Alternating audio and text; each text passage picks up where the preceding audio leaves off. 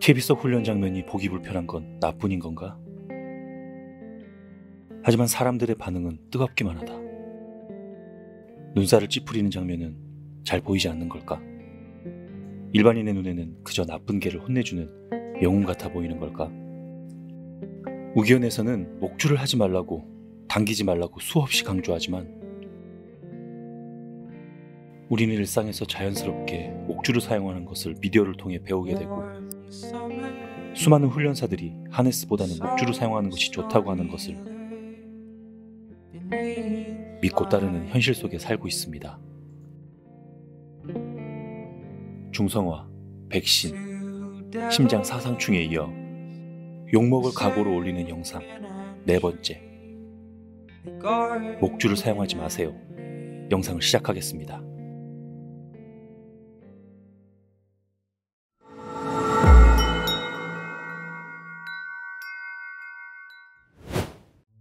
보호자라면 누구나 경험적으로 그리고 인간의 감각으로 목줄이 강아지에게 부담이 되고 하네스가 더 낫다는 것을 압니다. 하지만 그럼에도 불구하고 수많은 훈련사와 수의사들은 목줄이 통제가 더 쉽다는 이유로 목줄을 권하는 것이 현실입니다. 심지어 목줄이 학대라는 것은 편견이다라는 주장을 너무 많이 접하고 있습니다. 과연 그럴까요? 목줄이 얼마나 위험한지 여러분들을 설득하기 위해 보여주는 첫 번째 자료입니다. 2013년 올라온 한 수의사의 직내 보고서입니다. 한 살 된 40kg 체중의 저먼 셰퍼드는 초크체인을 사용한 훈련 후에 병원으로 실려왔습니다. 이 가엾은 셰퍼드는 병원에 왔을 당시 왼쪽으로 빙빙 도는 상태였고 검사 결과 심각한 방향 상실과 함께 시력 상실, 안구진탕, 안면마비, 그리고 뇌부종이 나타난 상태였습니다. 셰퍼드를 이렇게 만든 주인은 안락사를 요구했고 결국 셰퍼드는 안락사되었습니다. 왜 셰퍼드는 죽음을 맞이할 수밖에 없었을까요? 목줄을 이용하여 훈련하는 방법 중 헬리콥터 윙이라 불리는 목줄을 잡아채 앞발이 들리게 만든 뒤 통제하는 체벌 방법이 있습니다.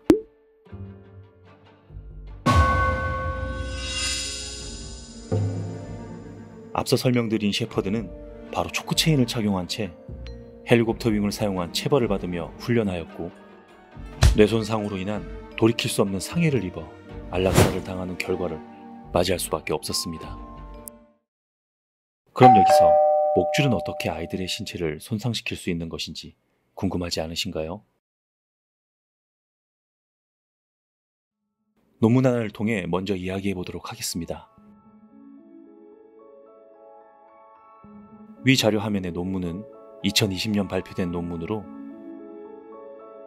해석하자면 목줄의 유형별 목 모형에 가해지는 압력에 대한 연구 정도로 해석될 수 있을 것입니다.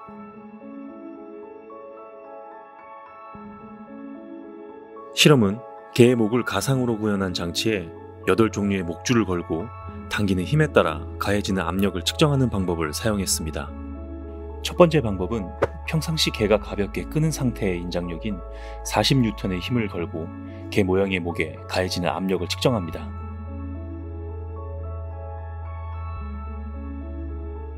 두 번째, 개가 리드줄을 3개 당길 때 인장력인 70N의 힘을 걸고 개 모형의 목에 가해지는 압력을 측정합니다.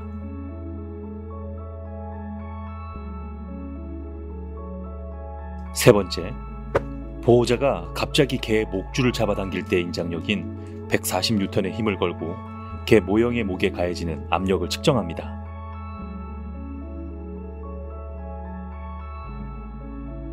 실험 결과 다음과 같은 결과를 도출할 수 있었습니다.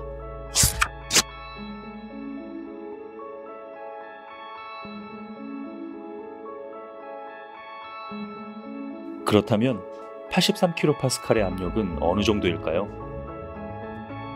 해당 논문에는 인체 조직에 손상을 줄 수 있는 압력은 4.3kPa이라고 말하고 있으며 인체의 안압 및 혈압에 영향을 줄 수 있는 압력은 33.3kPa이라고 말하고 있습니다.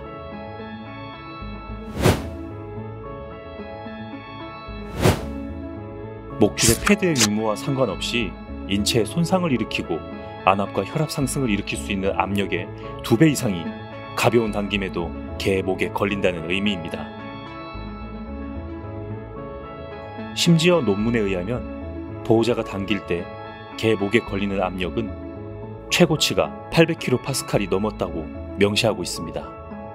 이것은 인간의 손상 압력의 25배에 해당하는 어마어마한 수치인 것입니다.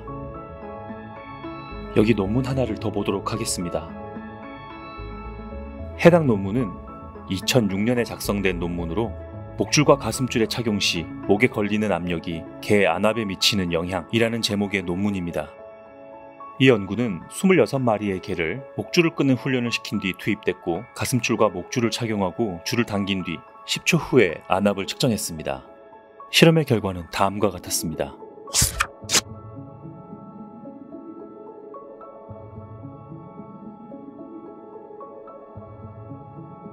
더 심각한 데이터는 참여한 반려견 나이별 데이터인데 3살 이하 그룹과 3살 이상의 그룹 그리고 7살 이상의 그룹으로 나누어 측정한 결과 어린 그룹에 비해 나이 많은 그룹의 안압의 상승량은 목줄의 경우 6배까지 차이가 났습니다.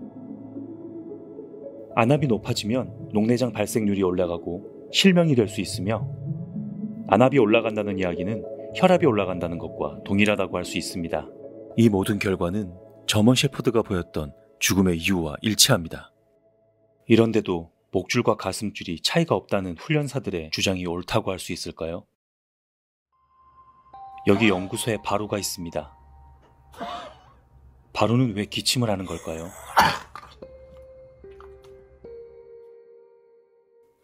바로는 목줄을 하고 지내던 아이를 데려와 키운 아이였습니다.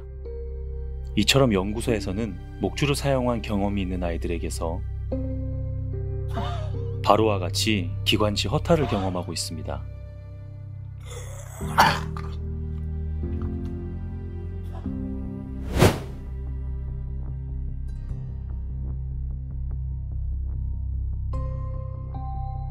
유독 한국의 개에서 많이 발생하는 이 기관지 허탈증은 논문으로 설명할 수 없는 수준이지만 주변을 둘러보면 여러분의 경험으로도 충분히 납득할 수 있다 생각합니다.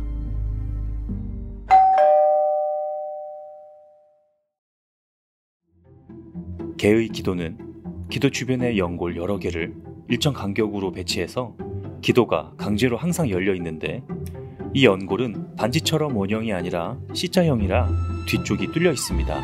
이 위쪽엔 연골이 없이 막만 덮여 있기 때문에 상대적으로 외부의 충격으로부터 취약합니다.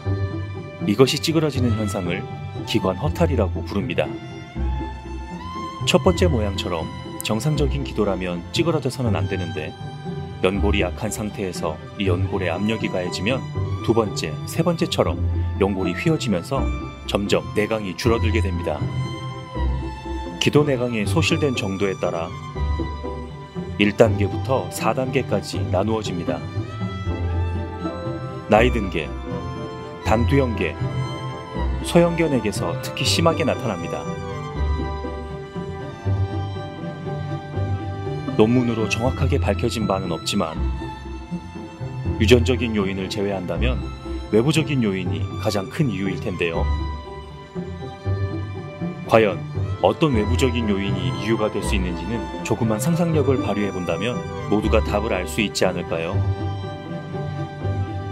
목줄을 사용하다 연구소로 입양된 아이들 중 많은 아이들이 기관 허탈 증세를 보이고 나이가 들면 경추 손상 등으로 왼쪽으로 빙빙 도는 증세를 보이고 있는 것이 관찰되고 있습니다.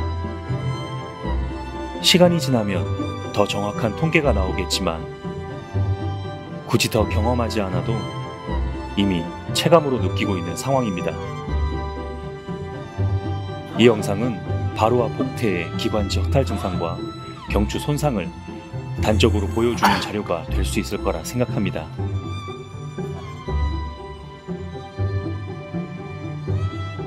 여러분의 아이가 노년에 이렇게 되길 바라는 건 아닐 거라 생각합니다. 그럼 수의사와 훈련사들은 무엇을 근거로 목줄 사용을 합리화하고 있을까요? 목줄과 하네스가 목줄 장력에 미치는 영향이라는 2만 회가 넘는 조회수를 기록하고 다운로드도 1,500회가 넘게 된 아주 인기 많은 논문입니다. 놀랍게도 이 논문은 목줄에 걸리는 장력과 개의 스트레스에 관련된 행동에 대해 목줄과 가슴줄 사이에는 유의미한 차이가 없다라고 주장하고 있습니다. 그리고 이 논문은 수의사들과 훈련사들의 목줄 사용에 대한 근거가 되고 있죠. 논문의 방법론과 연구비 지원이 어디서 왔는지 설명드리고 싶진 않습니다. 이 영상을 통해 제시된 5가지의 결과들을 바탕으로 개를 사랑하는 보호자라면 합리적인 판단을 할 수 있을 거라 믿기 때문입니다. 통제가 힘든 아이는 통제하도록 교육을 하면 될 일이고, 아이를 굶기지 않고 목줄로 잡아채는 폭력이 아니면 훈련이 힘들다고 말하는 훈련사라면 그만두는 편이 나을지도 모릅니다. 아이들을 통제하고 제압하는 방식의 훈련 방법은 이제 사라져야 합니다. 모니터 속의 아이들이 공포에 질리고 자신을 낯선 사람의 폭력에 노출시키고 동조하는 보호자를 바라보며 절망하지 않기를 바랍니다. 훈련사들의 방송을 보며 무언가 모를 불편함을 가진 보호자라면 그 원인의 해답을 찾으셨길 바랍니다. 그리고 이 영상을 통해 목줄과 하네스에 대한 고민이 해결되었길 바랍니다. 사랑한다면 공부하세요. 제대로 사랑합시다. 우리귀 연구소였습니다.